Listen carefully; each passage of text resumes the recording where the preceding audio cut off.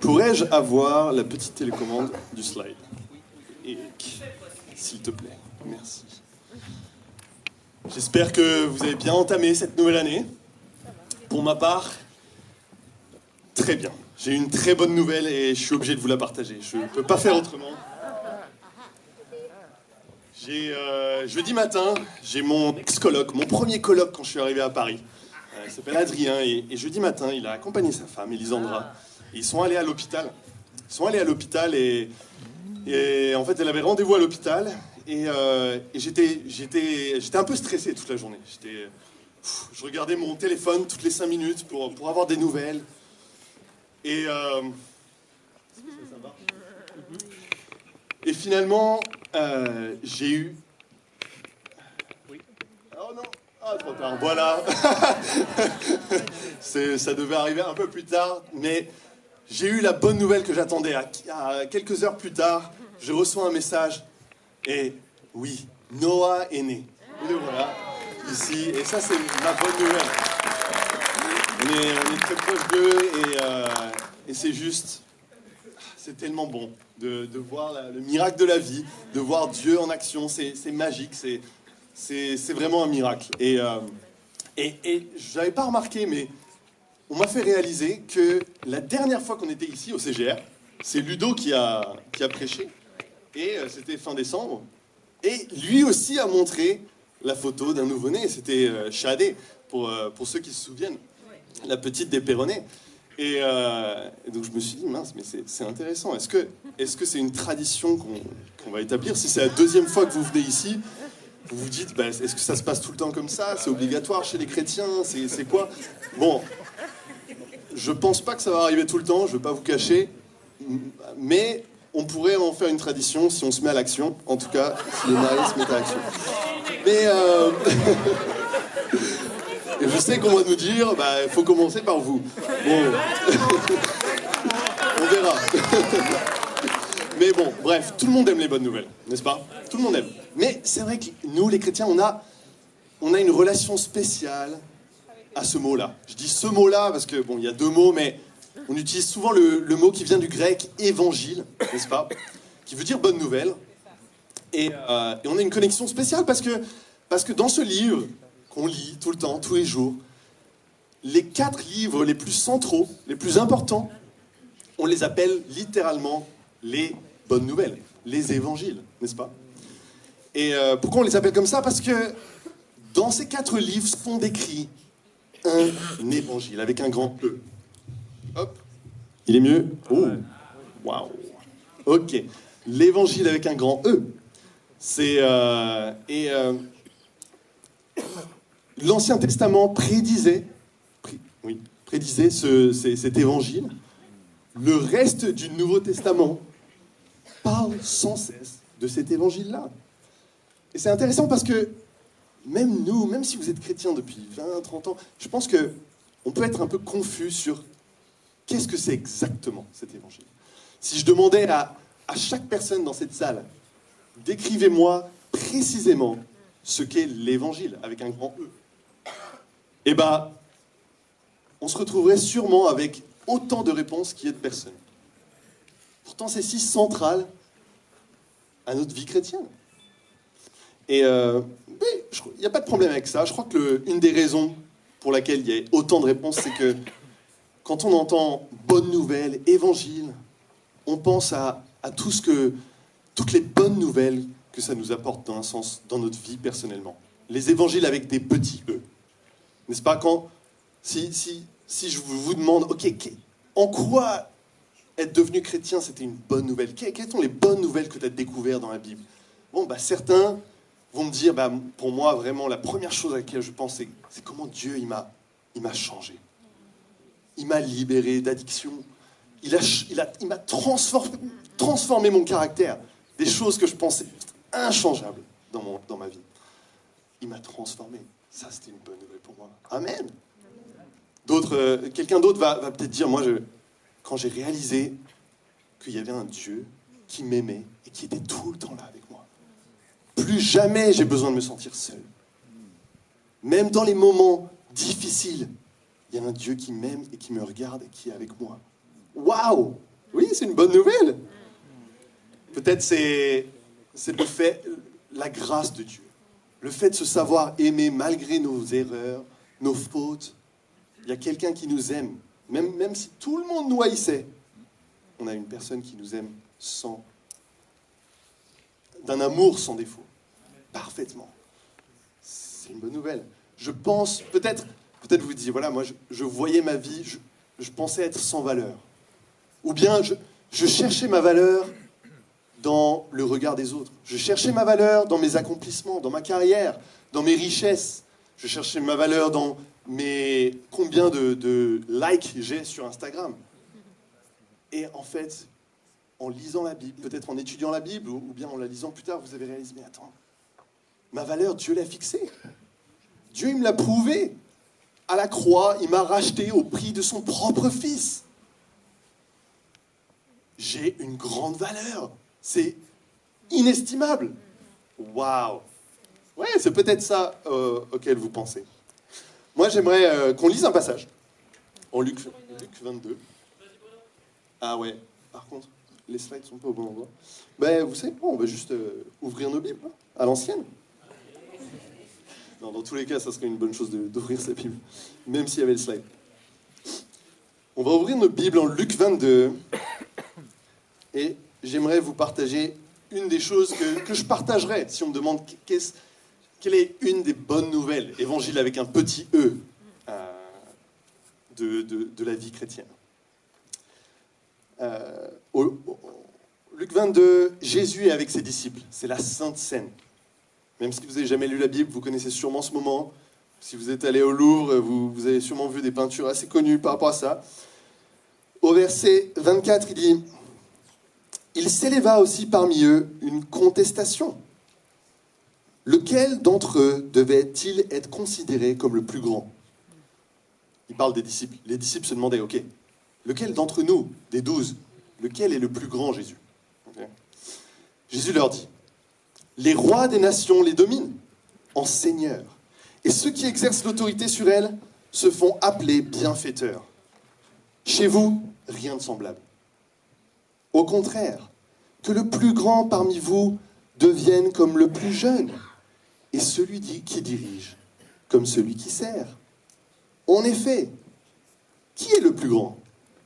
Celui qui est à table ou celui qui sert ? N'est-ce pas celui qui est à table ? Et moi, cependant, je suis au milieu de vous comme celui qui sert. »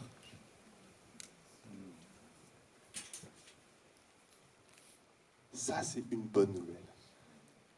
La bonne nouvelle, c'est que grâce à Jésus, je fais partie d'une assemblée où on ne cherche pas tous notre propre intérêt, mais on cherche l'intérêt des autres. On cherche à se mettre sous les autres et à servir les autres avant nous-mêmes. Ça, c'est une bonne nouvelle que Dieu ait voulu une telle communauté. J'adore vivre dans l'Église. Je trouve ça nulle part ailleurs. Dans une société où on cherche tous à appuyer notre image, à chercher notre bonheur en premier. C'est bon d'avoir ça. Ça va contre ma nature. Je cherche d'abord à gratifier mes désirs. Je cherche avant tout à me mettre par nature avant les autres. C'est clair. Je suis reconnaissant. Ça, c'est vraiment une bonne nouvelle pour moi. Mais j'ai lu ce passage parce que aussi ça nous rapproche dangereusement de l'évangile avec un grand E. À quoi Jésus, dans ce passage, on ne fait jamais ça au CGR, mais je suis sûr que certains d'entre vous, on la voit assez, qui porte assez pour pouvoir répondre. À quoi Jésus se compare-t-il dans ce passage ? À celui qui est à table. Ok. À quoi d'autre il se compare ? Je vais dire un verset. Un serviteur. Au verset 25, à quoi Jésus se compare-t-il ? Serviteur. Ok, Jésus est un serviteur. Oh, exactement. Il se compare au roi des nations. Pourquoi il se compare au roi des nations ? Parce que Jésus est lui-même un roi. On y reviendra. mais il n'est pas un roi des nations. La différence, c'est que les rois des nations, ils se font servir et ils dominent. Mais Jésus le roi, il n'est pas venu pour être servi, il est venu pour servir et pour donner sa propre vie. Amen. On se rapproche de l'évangile. C'est un roi pas comme les autres. Le roi des nations, c'est pas le même que le roi du royaume de Dieu.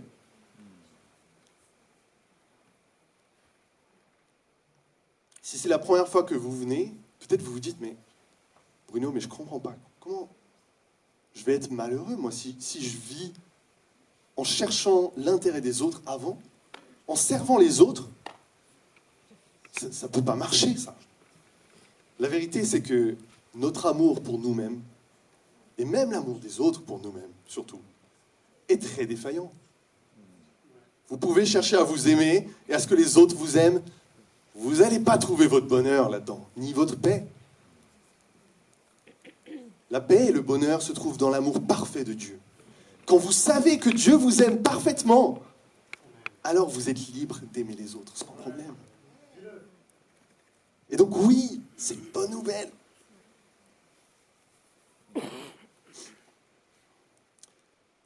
L'évangile, on y revient. Si on doit le dire en 2 mots, le voici à l'écran. Jésus-Christ. Vas-y, Bruno. Alors, je me demande, ok, qu'est-ce qu'il est en train de dire? Est-ce que, figurez-vous que je ne suis pas en train de dire que Jésus est la bonne nouvelle. Si on enlève, on va décortiquer un peu. Si on enlève, voilà, petite transition.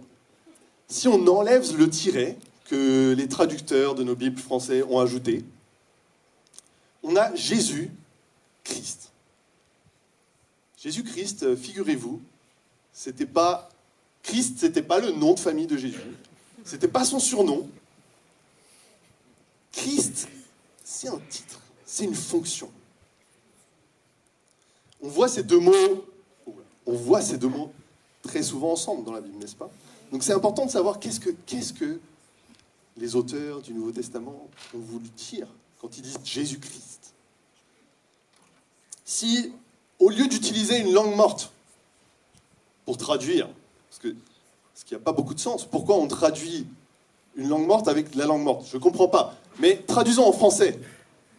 Jésus, loin. Pas loin, loin. Loin. Je ne sais pas c'est quoi le geste en fait. Je ne sais pas comment, voilà, comme ça je pense. Celui qu'on a oint d'huile. Sur qui on a mis de l'huile. Ok. Si vous êtes intéressé à ce que ça veut dire, bon, bah, vous me suivez. Si vous êtes là pour la première fois, vous dites ok, c'est n'importe quoi. on oint plus d'huile aujourd'hui. Mais c'est ça que ça veut dire. Christos, le mot grec, veut dire loin, celui qui est oint. Et maintenant, si on traduit par qu'est-ce que ça voulait dire? Loin.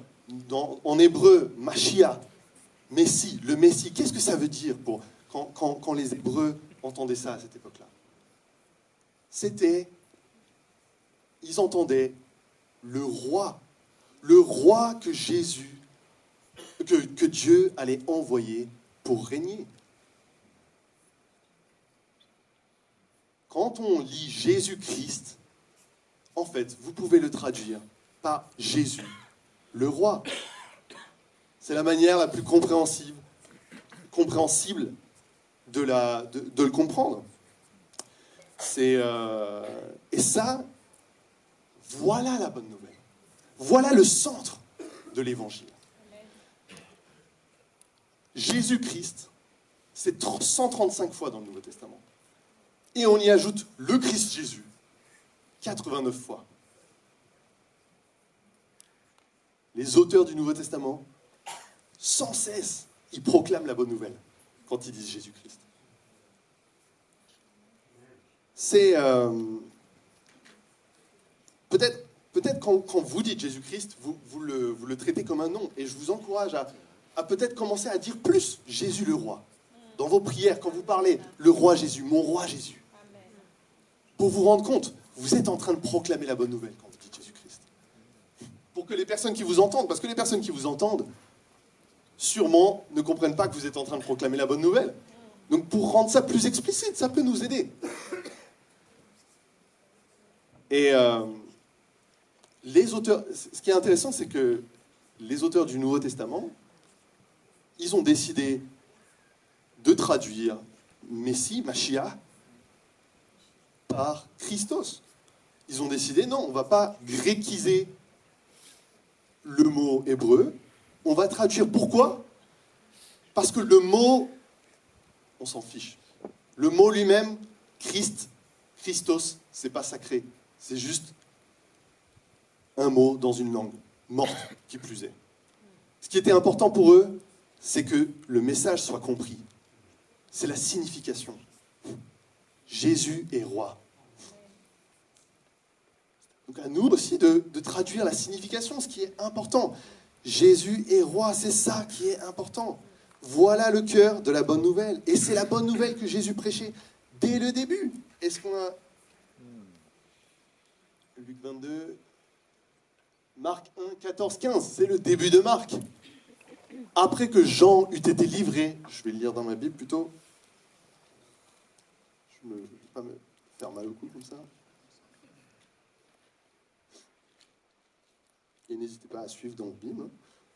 Verset 14. Après que Jean eut été livré, Jean-Baptiste, Jésus vint en Galilée, il proclamait la bonne nouvelle de Dieu et disait, le temps est accompli et le royaume de Dieu s'est approché.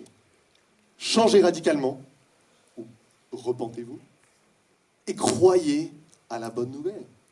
Croyez à l'évangile. Ça, c'est Jésus, avant même de mourir sur la croix, il proclamait déjà la bonne nouvelle.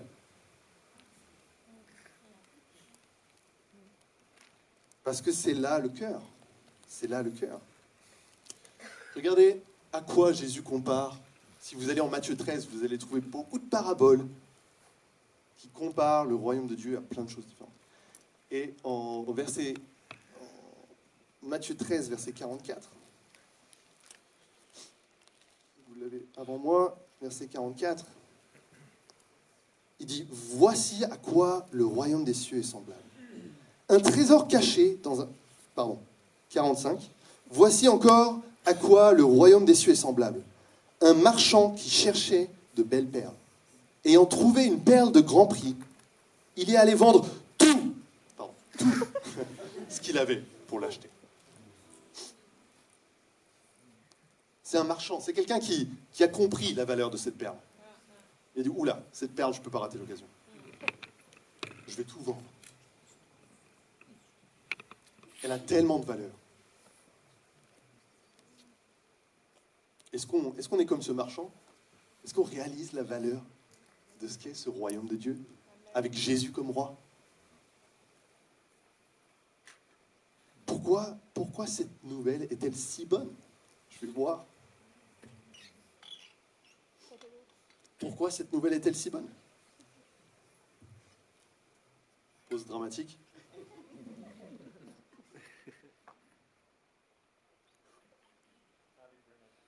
Il suffit de regarder l'état du monde. On n'y arrive pas. On n'y arrive pas par nous-mêmes. Regardez les guerres, regardez les conflits, regardez dans l'histoire jusqu'à aujourd'hui, regardez les divorces, les suicides, la dépression, tout le mal qu'il y a dans ce monde. On n'y arrive pas. Mais je n'ai pas besoin de regarder le monde. Je peux regarder ma propre vie. Avant de donner ma vie à Jésus, je vois bien, j'étais en train de foncer en direction du mur. Je vois bien que mon égoïsme, mon orgueil, mes addictions, ma bêtise, mon manque de maîtrise de moi, allaient me détruire. Je ne suis pas un bon roi de ma vie. Je ne suis pas un bon roi de ma propre vie. Personne l'est. Quelle bonne nouvelle ça fut pour moi. Qui est un roi parfait, en qui je peux mettre ma confiance pour guider ma vie, à qui je peux donner les commandes. C'est une bonne nouvelle pour nous, c'est une bonne nouvelle pour le monde que Jésus soit roi. Cette bonne nouvelle, les Juifs l'attendaient. Mais les Juifs, ils voulaient un roi des nations. Les Juifs voulaient un roi des nations. Notamment un roi de la nation d'Israël. Un roi qui allait régner, qui allait les libérer de l'Empire romain pour rétablir la gloire d'antan. Et beaucoup ont été déçus du type de roi que Jésus était. Ils ne voulaient pas ce genre de roi. Un roi qui sert les autres, qui donne sa vie pour les autres. Nous, on voulait un roi conquérant, qui allait dominer le monde. Beaucoup de Juifs l'ont rejeté, toujours aujourd'hui. Mais une bonne nouvelle pour nous, c'est que ce n'est pas que pour les Juifs. C'est que ce royaume est ouvert à tout le monde. Il n'y a pas besoin d'une classe sociale, il n'y a pas besoin d'avoir une certaine richesse. Au contraire, peut-être, il y a besoin de ne pas avoir une certaine richesse. Il suffit d'admettre la royauté de Jésus et de s'y soumettre. Ce qui n'est pas forcément facile. Quand on est le roi de notre vie depuis 20 ans, 30 ans, c'est dur de donner la main à quelqu'un d'autre. Mais il est un bien meilleur roi. Si c'est la première fois que vous venez ici, demandez à ceux qui sont chrétiens depuis 10, 20, 30, 40 ans, s'ils préfèrent être aux commandes de leur vie ou s'ils préfèrent que Jésus soit aux commandes de leur vie. Demandez. Mais je crois que c'est là qu'on voit le problème.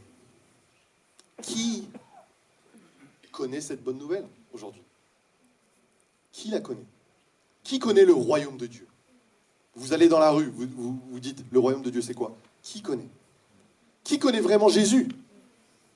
Le Jésus de la Bible, pas le Jésus que nous dit la société ou la religion. Le Jésus de la Bible, qui le connaît vraiment? Qui connaît le Messie?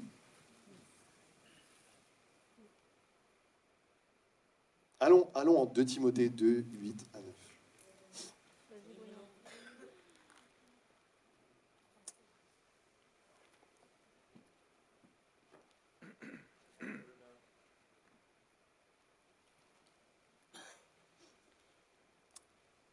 Paul dit à Timothée, « Souviens-toi de Jésus-Christ, Jésus le roi, qui s'est réveillé d'entre les morts et qui est issu de la descendance de David selon ma bonne nouvelle, pour laquelle je supporte les souffrances, même celle d'être prisonnier comme un malfaiteur. »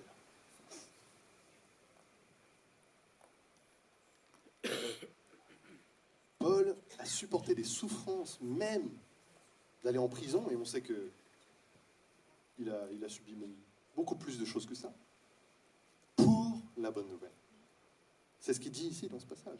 Pour cette bonne nouvelle, que Jésus est le Christ. Et il n'y a aucun doute, parce qu'il est issu de la descendance de David en plus. C'est bien le Christ qu'ils attendaient. Pourquoi quelqu'un serait prêt à aller jusqu'en prison, à être traité injustement pour la bonne nouvelle? Vous savez, Jésus, une des choses qui est incroyable dans cette bonne nouvelle du royaume de Dieu, c'est que Jésus n'oblige personne à y entrer. C'est le choix de chacun. C'est le choix de chacun.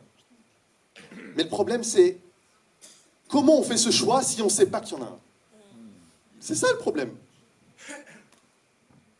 Si quelqu'un refuse la royauté de Jésus, je suis désolé. Je suis désolé pour la personne, mais voilà, c'est aussi le choix que Jésus nous a donné. Par contre, si quelqu'un ne sait même pas qu'il y a un choix à faire, ne connaît même pas Jésus, ça c'est triste. Ça c'est vraiment triste.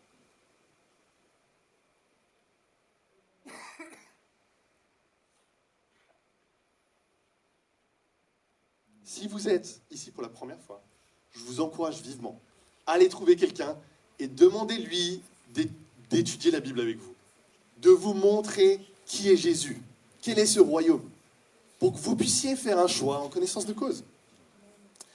Et si Jésus est déjà votre roi, alors vous devriez vraiment voir votre rôle de proclamer cette bonne nouvelle, d'aller parler de cette bonne nouvelle, de montrer qui est Jésus comme un honneur suprême. On est les messagers du roi. Vous vous rendez compte? En cette nouvelle année, Christian a parlé des objectifs. Est-ce que vous avez comme objectif, si Jésus est votre roi, comme objectif de ramener quelqu'un dans le royaume de Dieu? En 2024, je vais ramener quelqu'un dans le royaume de Dieu. Je vais faire un disciple de Jésus et je vais le baptiser. Pourquoi pas? Quels peuvent bien être les objectifs plus importants qu'on a?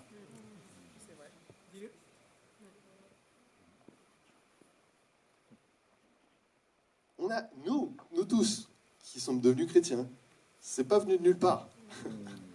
Dieu a travaillé dans notre vie. Mais on a tellement reçu. Et on a eu chacun une personne qui nous a donné de l'amour, qui nous a donné de son temps, qui a décidé, je vais ouvrir la Bible avec toi, qui a été patient avec nous, qui nous a encouragés.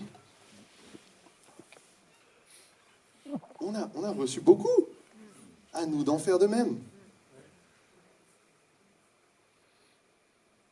Si vous n'avez pas cet objectif, est-ce que c'est parce que vous vous dites que vous n'êtes pas qualifié, peut-être? Il y a plusieurs raisons, on peut se dire. Je ne suis pas qualifié, je ne sais pas comment je peux faire ça. Vous êtes à la bonne place. Dieu n'utilise jamais les gens qualifiés. Lisez la Bible, vous allez voir. Ils n'étaient jamais qualifiés. Sinon, la gloire leur revient à eux, pas à Dieu. Mais à Dieu la gloire, parce que Dieu nous utilise alors qu'on n'est pas qualifié. On a juste besoin d'ouvrir notre bouche. Et vous savez quoi? C'est Dieu qui fait croître. On n'a pas de rôle qui va au-delà de ce que nous, on peut faire. Peut-être vous vous dites, j'ai pas besoin de me donner un tel objectif, Bruno. Si Dieu veut que j'aide quelqu'un à être un disciple, il l'enverra sur ma route. Il me le montrera clairement, ça sera clair. Bon alors, déjà, je vous dis quelque chose. J'ai pas besoin... La phrase « si Dieu le veut », c'est une phrase importante. Ça paraît pieux, mais dans ce contexte-là, il n'a pas sa place. Quand on connaît la volonté de Dieu, quand on lit la Bible, on connaît la volonté de Dieu par rapport à ça. C'était sa mission. C'est la mission qu'il nous a donnée. On sait que Dieu veut que tous parviennent à la repentance. Il n'y a pas besoin de dire si Dieu le veut.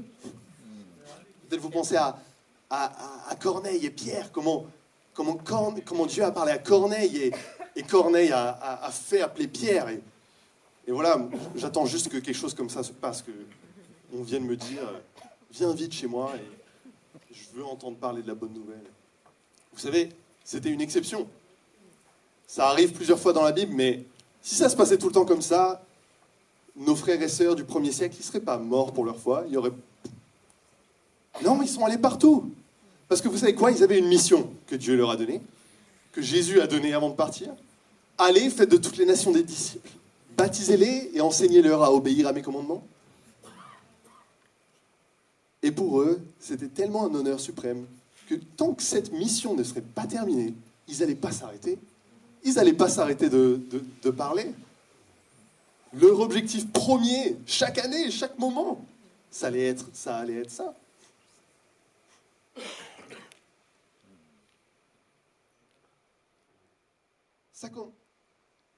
Imaginez un peu, qu'on imagine ensemble, qu'on rêve ensemble comme Dieu veut qu'on rêve, comme Dieu lui-même rêve. Si on décide, chacun, cette année, je veux ramener quelqu'un dans le royaume. En juin, on ne pourra plus se retrouver dans cette salle. En décembre, on sera 440 personnes.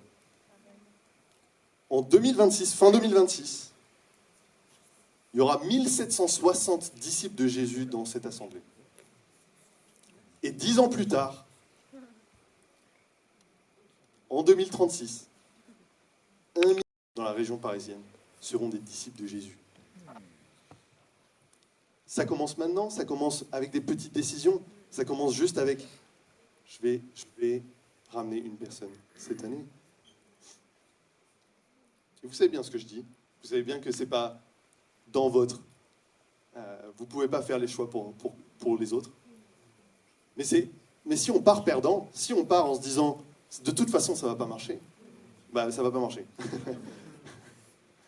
Il faut partir avec l'espoir, et si ça ne marche pas, amen. Mais vous aurez tout donné. Et si vous aviez pour objectif de devenir comme Fanuel cette année. Fanuel, j'ai pas trouvé de photo qui montre bien. Je vais l'imiter plutôt. Voilà. Si vous aviez comme espoir de devenir comme ça, il est très musclé. Ça va demander des changements dans votre vie. Je peux vous garantir que vous allez changer comment vous mangez. Je peux vous garantir que vous allez passer beaucoup de temps à la salle. Vous allez pomper. Il y aura de la souffrance. Et à la fin, vous allez ressembler à Fanuel, mais ça sera... Waouh. Mais oui, c'est pareil. Quand on se donne des objectifs, on se donne les moyens d'y arriver aussi. Et de la même manière, ça va demander d'être assidu à la prière. Si vous voulez que quelqu'un fasse la décision de mettre Jésus comme roi de sa vie, il va falloir prier chaque jour pour cette personne. Parce que c'est pas facile. C'est pas tous les jours facile. Non. Il va falloir prier tous les jours. Il va falloir lire sa Bible tous les jours. Il va falloir connaître la parole. S'attacher à Dieu. Il va peut-être falloir... Est-ce que vous faites partie d'une discussion autour de la Bible? Une discussion sur la Bible? Peut-être, je vous invite à en rejoindre une. Peut-être qu'il n'y en a pas près de chez vous. Je vous invite à en créer une. Ça va demander du temps, des efforts. Mais est-ce qu'on a quelque chose de plus important que Dieu nous a donné à faire? C'est un honneur. J'espère qu'on le voit comme ça. C'est pas une charge, c'est un honneur. Je suis reconnaissant. Je remercie Dieu. Merci Dieu de m'avoir choisi pour faire cette tâche. C'est une tâche sacrée qu'on a.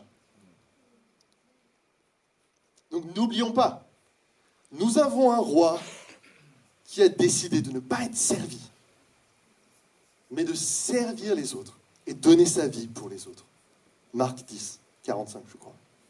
Si vous avez décidé de le suivre, c'est cette vie-là que vous avez choisie aussi. C'est cette vie-là.